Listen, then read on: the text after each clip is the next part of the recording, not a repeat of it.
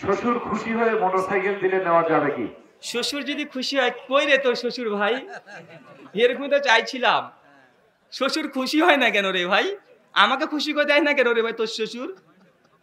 কথা বোঝেন না ভাই? আপনার শ্বশুর আপনার বেলা খুশি হয়ে যায় কেন, আমাকে দিচ্ছে না কেন? হুজুর আপনি একটা নেন, আপনি এত কষ্ট করে ইন্ডিয়া থেকে এসেছেন, এবার গাড়ি খরচটা সব আমি দেবো, কেন দেয় না ভাই? জি, শ্বশুর যদি আপনাকে সানন্দে আনন্দের সহিত কোনো কিছু গিফট তোফা দিতে চায়, নেওয়াটা জায়েজ। কিন্তু যদি অন্তরে বলে যে শ্বশুর দিচ্ছে না কেন, দিচ্ছে না কেন, এরকম যদি একটা আশা চলে আসে, খবর আছে। কথা বুঝতে পারলেন? শ্বশুর যা ইচ্ছা তাই দিতে পারে, আপনি গিফট হিসাবে নিতে পারবেন। কারণ মুসলিমদের একটা সুন্নাহ, বিশ্বের একটা আদাতান সুন্নাত হচ্ছে এটা, যে একে অপরের সঙ্গে তোফা মানে আদান প্রদান করা। এমনকি বিশ্বনবী মুহাম্মদ সাল্লাল্লাহু আলাইহি ওয়াসাল্লাম তিনি আমাদের আয়েশা রাদিয়াল্লাহু আনহা এবং অন্যান্য স্ত্রীদের যেসব বান্ধবী আছে তাই গিফট পাঠাতেন, তার কাছে কি পাঠাতেন? তোফা পাঠাতেন। কেন? স্ত্রীর বান্ধবীকে যদি খুশি করতে পারেন, স্ত্রী বলে যে না আমার স্বামীটা ভালো, তার জন্য স্ত্রী বান্ধবীদেরকে বিশ্বনবী অনেক সময় কি পাঠাতেন? গিফট পাঠাতেন। তাই এইগুলো আপনাকে গিফট হিসেবে যদি দেয়, এটা কোনো সমস্যা নেই। তবে পাওয়ার আশা করেন না, করলেই খবর আছে। জি। মায়ানমারের প্রধানমন্ত্রীকে কেন গ্রেফতার করা হলো? ভাই আমি তো জানি না ভাই, ওটা যারা করেছে তাকে জিজ্ঞাসা করেন। জি, একটা বিশেষ বিজ্ঞপ্তি, আমার লেখা 6টা বই আছে। অনেকে বইয়ের জন্য ফোন করেন, তো আমার একটা বই আছে, বইটার নাম আহলে হাদিস হানাফি মাযহাব ইখতিলাফ নিরাসান। যেসব সমস্যাগুলো নিয়ে সমাজে সবসময় চর্চিত, 35টা মাসালা নিয়ে নামাজের তাকবীর থেকে শুরু করে সালাম পর্যন্ত এবং আমাদের আকীদা বিশ্বাস সমস্ত কিছু বইটা সংক্ষিপ্তভাবে আমি লেখার চেষ্টা করেছি, বইটা নিয়ে যেতে পারেন। আরেকটা বই আছে তাকলিদ বিভ্রান্তি নিরাসান, মানে মাযহাব মানার পক্ষে তারা যেসব দলিলগুলো দেয়, 10খানা হাদিস এবং 5খানা আয়াত চলে খণ্ডনমূলক উত্তর দেওয়া হয়েছে বইটাতে। আরেকটা বই আছে আমার লেখা রফুলিয়া দিন কি মানসুক, যেসব আলেম ওলামারা বলছে রফুলিয়া দিন তাতে রুকুতে যাওয়ার সময়, রুকু থেকে ওঠার সময় এটা আগে সুন্নাত ছিল পরে বাতিল হয়ে গেছে, এই কথা যে ভুল, এটার জবাবে বইটা লেখা হয়েছে, বইটা নিয়ে যেতে পারেন। আরো একটি বই আছে মৃত ব্যক্তির জন্য জীবিতদের করণীয় এবং বর্জনীয়, বাবা মারা গেলে ছেলে হিসেবে কি কি আমল করতে পারেন এবং কি কি আমল করবেন না, দুটো লেখা আছে। আরেকটা লেখা আছে প্রকৃত আহলে হাদিস কে, এই মর্মে ইন টোটাল 6টা বই আছে। এমনি প্রকাশনী থেকে বা অন্য জায়গা থেকে কিনলে প্রায় 550-600 টাকা পড়ে যাবে। প্রকাশনী সরাসরি এসেছে 350 টাকাতে 6খানা বই আপনারা একদম পেয়ে যাবেন। স্টেজে বাদিকে আছে। এখন ভিড় ভাট্টা করবেন না, আলোচনার শেষে শান্তভাবে নিয়ে যাবেন, পর্যাপ্ত পরিমাণে বই আছে, 350 টাকা। জি। শরীর বা কাপড় পাক আছে কিনা জানা নেই, এমত অবস্থায় নামাজ পড়া যাবে কি? বুঝি নাই কথাটা।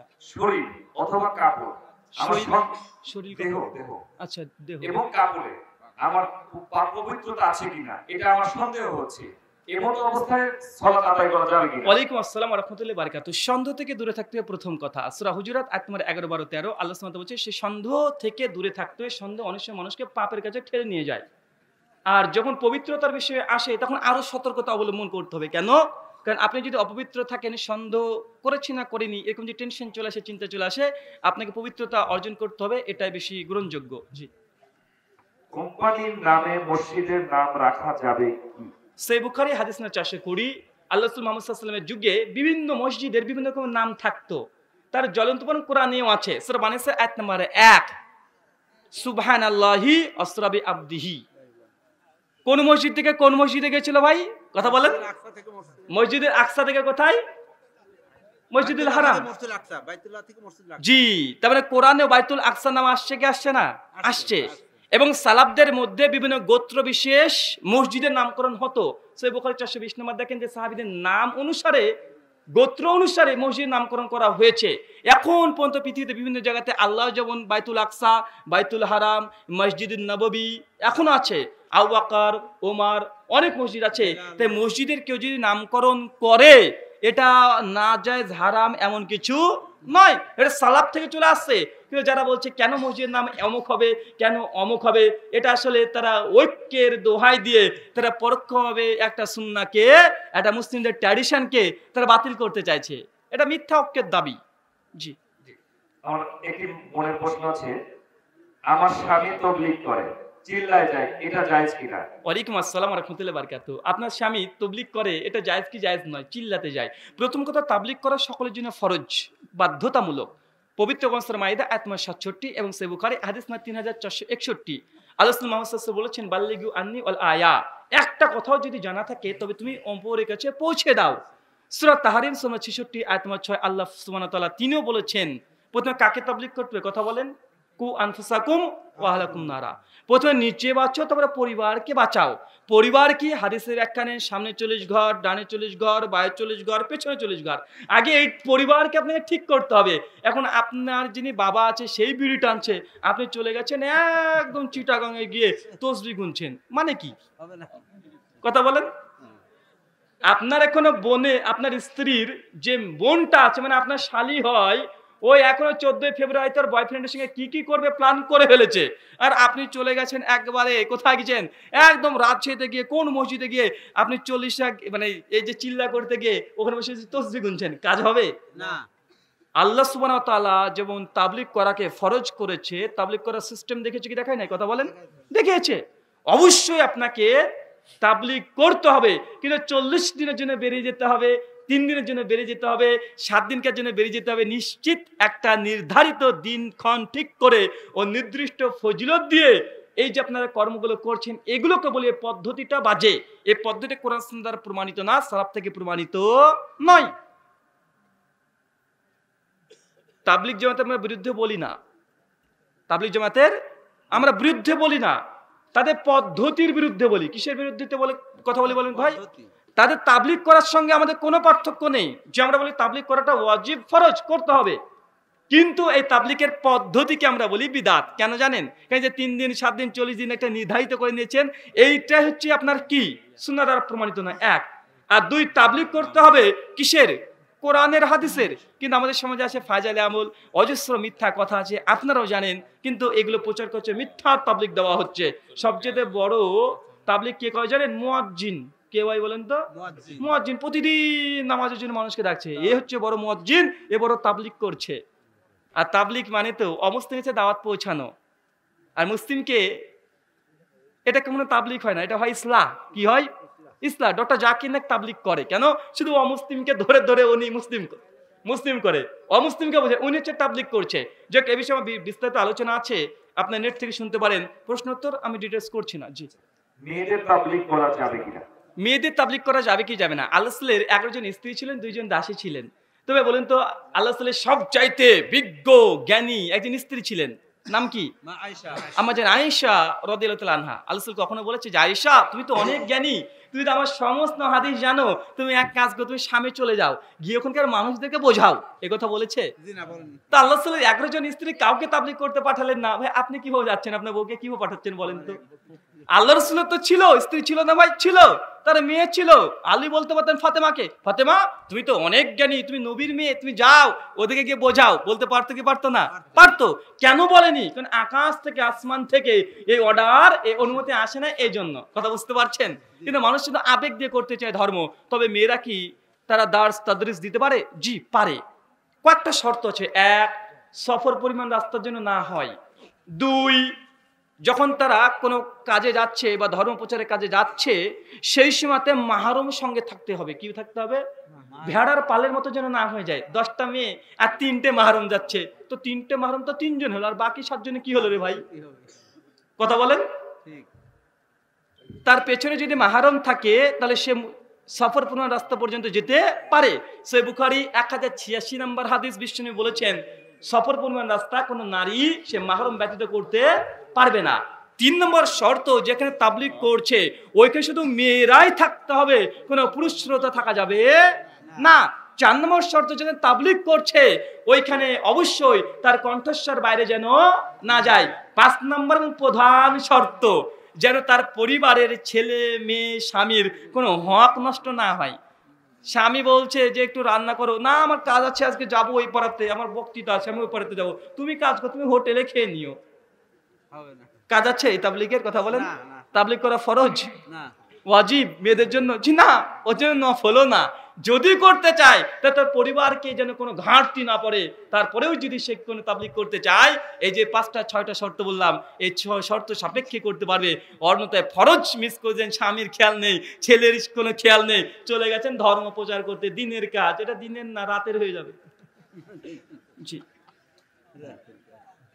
একসঙ্গে 3 তালাক দিলে কি স্ত্রী তালাক হয়ে যাবে কিনা এবং হিল্লা দিয়ে সম্পর্ক প্রথম কথা, তালাকের মাসা স্টেজ থেকে দেওয়া যাবে না, কারণ এটা হালাল এবং হারামের বিধান। আমার একটা ফতোয়ার কারণে আপনি আবার আরেক রকমের বুঝলেন, বুঝে বুঝে তুই তোমার তালাক হয়ে গেছিস রে, তুই যা বাপের বাড়ি যা, হুজুর বলে গেছে। জি না ভাই, এর মধ্যে আমি নাই। তালাকের ফতোয়া যদি জানতে চাই, যোগ্য আলেমের কাছে গিয়ে একদম তাকে উভয় পক্ষের সাক্ষী সমেত স্বামী স্ত্রীকে একত্রিত এসে শর্ত শারায়াতনামা লিখে তারপরে তালাকের ফতোয়া আর ফারাইজ মানে জমি বন্টন স্টেজ থেকে ফতোয়া হয় না। কেন? কারণ এগুলো তাৎক্ষণিক ইস্তেহাদ করে মাসালা বের করতে হয় এবং প্রত্যেকটা মানুষের ভিন্ন ভিন্ন রায় হয়। এই যে স্টেজ থেকে দুটো মাসালা দেওয়া যায় না, মানে শর্ত এবং তার সঙ্গে সাক্ষী লাগে, আরো ডিটেলস অনেক বিষয় লাগে। এখানে এই দুটো হচ্ছে অঙ্কের ব্যাপার, সূত্রের ব্যাপার, তাই এটা স্টেজ থেকে হবে না। জি, বিড়ি সিগারেট খাওয়া হারাম কিনা এবং কতটুকু পাপ? বিড়ি খাওয়া হারাম কি হারাম না? না, এটা জায়েজ, খাবেন। আপনি খাবেন এক টান, আপনার বউ বলে তুমিও খাও। আল্লাহ রাসূল বলেছে স্ত্রীর হক তুমি যে মানের খাবা সেই মানের খাওয়াতে হবে। তো আপনি যদি এক টান মারেন, আপনার বউকে এক টান দিতে হবে। যদি না দেন, ফেরেশতারা কবরে একদম হাত উড়িয়ে বসে আছে, ঢুকবে না, ছক্কা মারবে। বুঝলেন ভাই? বিড়ি সিগারেট জর্দা, হুজুর আবার জর্দা নিশা করে। এবার হুজুর বলে যে মাকরু, বলে কি বলে না? মাকরু মানে কি জানেন? মাকরু মানে খারাপ, মাকরু মানে ক্ষতিকর, মাকরু মানে নিন্দনীয়, মাকরু মানে অপছন্দনীয়। বা মাকরু কোন একটা ভালো পেয়েছেন? হুজুর মাকরু খাচ্ছে মানে খারাপ খাচ্ছে। হুজুর যদি খারাপ হয়, এ হুজুর কত বড় বদ। আল্লাহ মুহাম্মদ সাল্লাল্লাহু আলাইহি ওয়াসাল্লাম তিনি বলেছেন, সুনান ইবনে মাজাহ হাদিস 3388 এবং 3376, কুল্লু মুশকির খামরুন ওয়া কুল্লু খামরুন হারামুন। যেসব বস্তুতে নেশা হয় সেগুলো সবগুলো হারাম। যাতে নেশা হয় তা সবগুলো কি? হারাম। হুজুর বলছে না, আসলে আমি জর্দা খাই, এটা মাকরু। তো মাকরু মানে খারাপ। তো হুজুর এক কাজ করেন, আপনার এই মাকরু খাবারটা আপনার মেয়ে যে 16 বছরের মেয়েটা আছে, ওকে বলে মা একটু মাকরু খা, মেয়েটাকে দেবেন একটু মাকরু। আর কিছু কিছু আমাদের ভাইরা আছে, ওরা বলে আর মৌলভী সাহেব বলবেন না, আরে সকালবেলা যদি একটা বিড়ি না মারি তাহলে পায়খানা ক্লিয়ার হয় না। বা আছে না নাই? আচ্ছা, কার কার বিড়ি খান একটু হাত তোলেন তো ভাই। কে কে ভাই? কারা? কেউ খান না? আরে বাবা, সব ফেরেশতা নাকি রে ভাই? একজনে খান না ভাই? বলুন তো, পায়খানা করে ঢুকেছেন, আপনাকে যদি নাটোরের রসগোল্লা লাগিয়ে দি প্লেটে, পায়খানা ফিরছেন আরামসে, একদম হাই কমোট আছে, মোজাইক করা ঘর, ঢুকে পড়েছেন, আর একটা প্লেটে করে আপনাকে মিষ্টি দিয়েছি রসগোল্লা, নে তাড়াতাড়ি খান ভাই। ভাই খেতে পারবেন? পায়খানা ফিরছেন, কাঁটা চামচ দিয়ে তুলে তুলে মিষ্টি খাবেন, পারবেন? ভাত খেতে পারবেন? কলা, বিস্কিট, এক কাপ চা, একটু কফি খেতে পারবেন? কেন রে ভাই? আপনি যে বলছেন পায়খানা করে বিড়ি না খেলে আপনার পায়খানা ক্লিয়ার হয় না, ভাই পৃথিবীর কোন হালাল খাবার পায়খানা করে কোনো মানুষ খেতে পারবে? পারবে না। তবে আপনি বিড়ি খান, হুজুর আপনি জর্দাতে পাঞ্চি বাঞ্চি একটু গিয়ে ভাতও চিবাবেন, মানে এটা আদর্শ, এটা নৈতিকতার বিরুদ্ধে কি বিরুদ্ধে নয়? কথা বলেন, নৈতিকতার বিরুদ্ধে। কোরআন হাদিস তো দূরের কথা, মানুষ তার আদর্শ দিক থেকে, তার চিন্তা দিক থেকে এটা হারাম প্রমাণিত হয়। কিন্তু হুজুর নিশাতে পরে মাকরু বলে, মরেন বুঝবেন মাকরু কাকে বলে। জি, এই পর্যায়ে আমি পুরুষ ভাইদের থেকে কিছু প্রশ্ন নিব। ওয়ালাইকুম আসসালাম ওয়া রাহমাতুল্লাহ। আমার নাম মোহাম্মদ কুরুল হোসেন, আমার বাড়ি পাবনা আলিপুর হাজার। আমার প্রশ্নটা হচ্ছে, রিলেশন করে বিবাহ করলে এই বিয়েটা জায়েজ হবে কিনা? সবাই বলে এই বিবাহটা জায়েজ না, কিন্তু কিছুদিন পর দেখা যায় যে ছেলে ও মেয়ের বাড়ির পক্ষে শুধু প্রশ্ন, ব্যাখ্যা চাই না, শুধু প্রশ্ন করবেন, অন্যজনকে প্রশ্ন করার সুযোগ দিবেন। ঠিক আছে। কিছুদিন পর দেখা যায় যে ছেলে ও মেয়ের বাড়ির পরিবার একত্রবদ্ধ হয়ে যায়, তাহলে বিয়েটা জায়েজ হবে? ওয়ালাইকুম আসসালাম ওয়া রাহমাতুল্লাহি ওয়া বারাকাতুহু। আমার ভাই প্রশ্ন করেছেন যে রিলেশন করে বিয়ে করা যাবে কি যাবে না। পবিত্র কোরআন সূরা বানী ইসরাঈল সূরা 17 আয়াত নম্বর 32 আল্লাহ বলছেন, লা তাকরাবুজ জিনা, জিনা যে রাস্তায় আছে তার ধারে কাছে যেও না। বিয়ের আগে অপরিচিত কোনো নারী পুরুষের সঙ্গে এই রিলেশন, ভালোবাসা, প্রেমের সম্পর্ক একদম স্পষ্ট, এটা হারাম, বিন্দু পরিমাণে সন্দেহ, এটা হারাম। কথা বুঝতে পারছেন? এটা হারাম। এখন কেউ যদি কাজ করে ফেলে, সে জানতো না হারাম, তারপরে বিয়ে করেও ফেলেছে, এখন এই বিয়েটার বৈধতা আছে না নেই? তো প্রথম কথা হচ্ছে ভাই, সুনান তিরমিজি কিতাবুন নিকাহ হাদিস নাম্বার 1102-3-4 বিশ্বনবী বলেছে, লা লিকা ইল্লা ওয়ালি, সেই বিবাহ বৈধ নয় যে বিয়েতে ওয়ালি নেই। ওয়ালি মানে অভিভাবক নেই। কে নেই? অভিভাবক। অভিভাবককে মেয়ের বাপ, মেয়ের ভাই, যে তারা না থাকে তার চাচা দাদা, এরা হচ্ছে অভিভাবক। এখন যে বিয়েতে মেয়ের বাপ রাজি না, বাপ এসে বিয়ে পড়িয়ে দেয়নি, এই বিয়েটা বাতিল। বিশ্বনবী বলেছেন লাল নিকা ইল্লা ওয়ালি, সেই বিবাহ বৈধ নয় যেতে তার ওয়ালি সমর্থন দেয় নাই। মানে আপনি যে পালিয়ে গিয়ে মেয়েটাকে বিয়ে করেছেন এবং 14 ফেব্রুয়ারি আসছে, ভাবছেন এই দিনে গিয়ে কাজটা সেরে নিব, এই বিয়েটা আপনার জায়েজ না, হারাম। যে রিলেশন করবেন এটাও হারাম। পরবর্তী সময় যদি আপনার বাপ মা যদি রাজি হয়ে যায়, মেয়ের যদি বাপ রাজি হয়ে যায়, তো জেনে রাখবেন এই যে যতদিন রাজি হয়নি তার আগে তার সঙ্গে যে সম্পর্কটা ছিল এটা হারাম রিলেশন। এর জন্য দুজনকে কঠোরভাবে তওবা করতে হবে, অঝর ধরে বৃষ্টির মতো চোখ থেকে পানি ফেলতে হবে। আল্লাহ যদি তওবা কবুল করে তবে বাঁচলেন, নচেত আর বাঁচবেন না। তারপর তার মেয়ের বাপ যদি বিয়ে পড়িয়ে দেয়, রাজি হয়, নতুন করে মোহরানা ধার্য করা হয়, তবে এই বিয়েটা তারপর থেকে কি হলো? এটা হালাল হয়ে গেল। কিন্তু তার আগে যে পাপ করেছেন, এই পাপ আপনি পাপী, একদম মৃত্যু পর্যন্ত আপনাকে শুধু আদম আলাইহিস সালামের মতো দোয়া করতে হবে, রাব্বানা জালামনা আনফুসানা, আল্লাহ আমি আমার রব, আমার প্রতিপালক, আমি অন্যায় করেছি, জুলুম করেছি, অন্যায় করেছি, আল্লাহ তুমি ক্ষমা করে দাও। শুধু হুজুর বলেছে এসে যে তুমি তো পাপের কাজ করেছো গো, একটু তওবা করে নাও। কিন্তু তওবা করবো, আস্তাগফিরুল্লাহ আস্তাগফিরুল্লাহ আস্তাগফিরুল্লাহ 3 বার পড়ে নাও, এই তওবা তো হবে না। এই তওবাতে এই পাপ যাবে না, একদম অঝর ধরে চোখ থেকে পানি ফেলতে হবে। কথা বুঝতে পারছেন? সূরা ফুরকান আয়াত 69 থেকে 71 আল্লাহ সুবহানাহু ওয়া তাআলা বলেছেন, যারা ভুল বোঝার পরে আবারও আল্লাহর পথে ফিরে আসে, আল্লাহ তাদের পেছনে সমস্ত গুনাহ ক্ষমা করে দিয়ে তিনি নেকিতে বদলিয়ে দেন। আলহামদুলিল্লাহ। জি জি। আসসালামু আলাইকুম ওয়া রাহমাতুল্লাহ। আমি জুবাইর বিন নাসির। যদিও আজকের আলোচনার বিষয়ের মধ্যে আমার এই প্রশ্নটা নেই।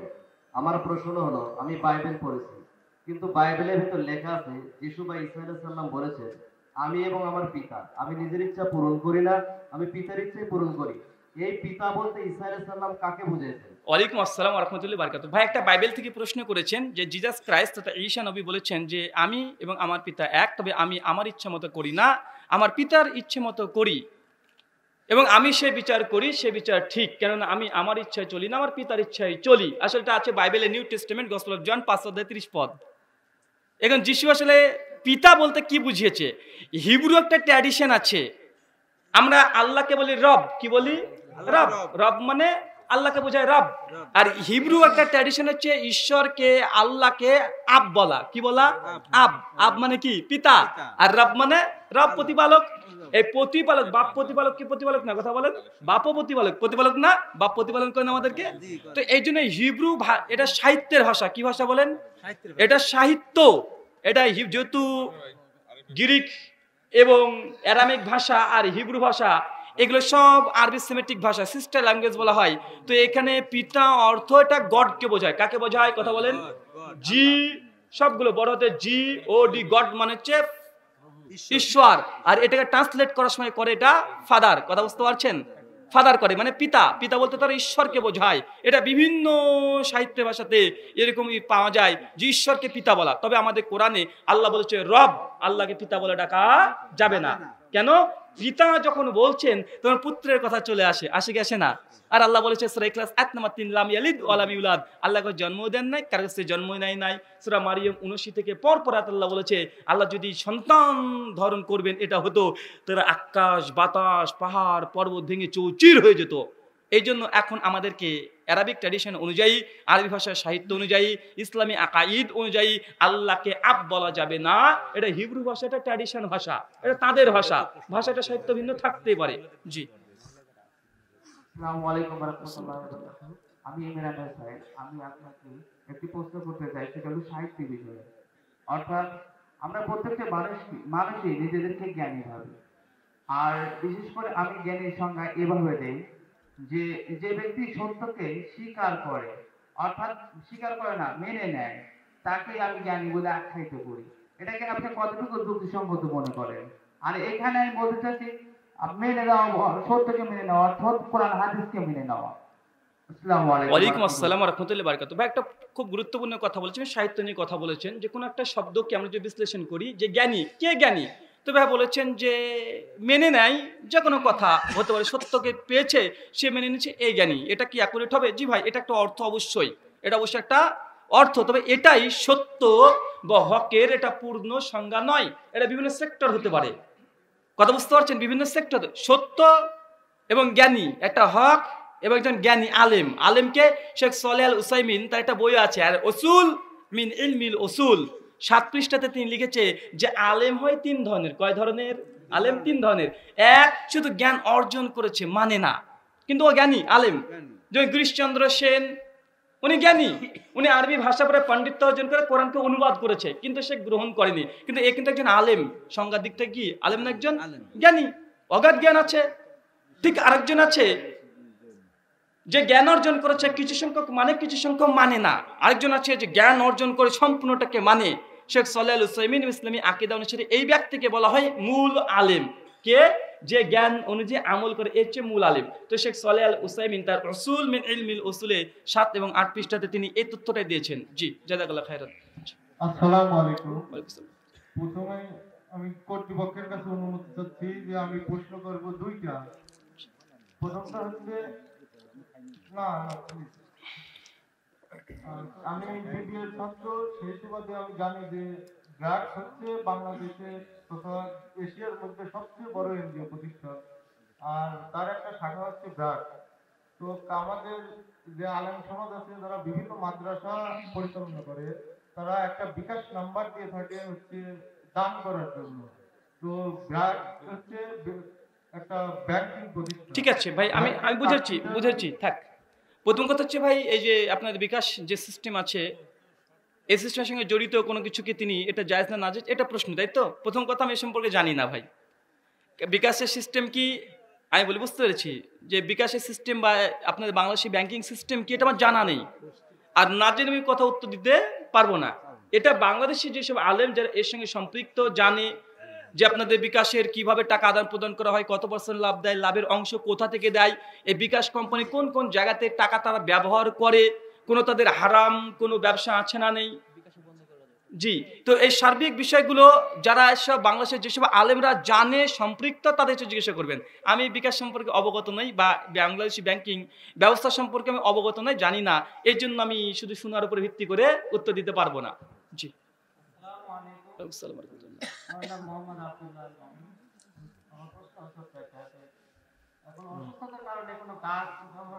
ওয়ালাইকুম আসসালাম ওয়া রাহমাতুল্লাহি ওয়া বারাকাতুহু। ভাই প্রশ্ন করেছেন অসুস্থতার কারণে কোনো গাছ ব্যবহার করা যাবে কি না। গাছ ব্যবহার করা যায়, তবে শর্ত সাপেক্ষে। কিভাবে গাছ ব্যবহার করা যায়? যদি মনে করেন গাছের কোনো ভেষজ উদ্ভিদ, যেহেতু এটা, সেহেতু এর রস, এর ফল, এর শিকড়, এগুলো যদি সেবন করেন, খান বা মালিশ করেন, তবে আপনার হাড়ের কোনো ব্যথা ভালো হতে পারে বা সেবন করলে কোনো রোগ বালাই দূর হতে পারে। তবে যে কোনো গাছের রস, তার শেকড় খাওয়া এটা বৈধ। কিন্তু যদি মনে করেন অমুক গাছের গাছ যদি আমি হাতের এখানে বেঁধে রাখি এবং গায়েবী কোনো অদৃশ্য শক্তির মাধ্যমে আপনার কোনো উপকার করবে, যদি কোনো গাছকে গায়েবী শক্তি মাধ্যমে উপকার করতে পারে এমন বিশ্বাস করেন, তো এটা তামিমার অন্তর্ভুক্ত, এটা তাবিজের অন্তর্ভুক্ত, এটা হারাম। কিন্তু গাছের শিকড় থেকে, রস থেকে, ফল থেকে, বীজ থেকে যদি মনে করেন কোনো মেডিসিন ঔষধের কাজ হবে, খাবেন, তবে এটা ঠিক আছে, কথা বুঝতে পারলেন? তবে গাছে কোনো শিকড় বা ডালপালাকে যদি মনে করেন না গায়েবী কোনো শক্তি আছে, গাছটা বেঁধে রেখেছি ভূতে আর ধরবে না, গাছটা বেঁধে রেখেছি আমার বাতের ব্যথা ভালো হয়ে যাবে, তাহলে এই গাছটা দিয়ে উপকার পাওয়া যাবে না। কেন? উত্তর দিয়ে বুঝতে পারবেন। ভাই বাজারে গিয়েছেন, আপনার মাথা যন্ত্রণা করছে, এটা নাপা ট্যাবলেট দিয়েছে, কি নাপা? তো আপনাদের এখানে নাপা দিয়েছে। বা আমাদের কলকাতাতে আমরা যেগুলো খাই, যেগুলো জ্বর হলে ক্যালপল, প্যারাসিটামল এগুলো খাই। এখন ডাক্তারের কাছে গিয়েছি, জ্বর এসেছে, একটা ওষুধ দিন, আমাকে একটা ক্যালপল দিয়েছে, আমি করেছি কি এসে হাতের মাজাতে বেঁধে নিয়ে ঘুরে বেড়াচ্ছি। ভাই কাজ হবে না? খাবে না, হবে না, কিন্তু খেতে হবে। তো গাছ এটা খাওয়ার জিনিস, খেয়ে যদি শিফা হয় আলহামদুলিল্লাহ, কিন্তু বেঁধে ঘুরে বেড়ানো মানে ঔষধকে বেঁধে ঘুরে বেড়াচ্ছে, কাজ হবে না, পাগল বলবে মানুষ।